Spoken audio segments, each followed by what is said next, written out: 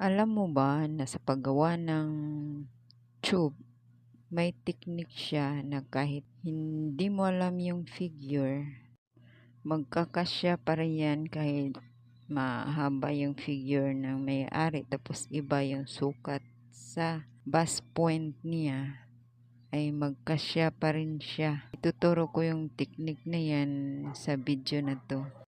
Isang figure lang at isang bust point measurement yung tatandaan natin.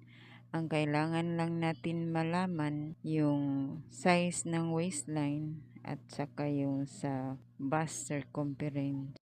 Karaniwang client ko nga nagpaparent ng gown, hindi sila nagbibigay ng figure bust point. Kaya natutunan ko ang technique na to.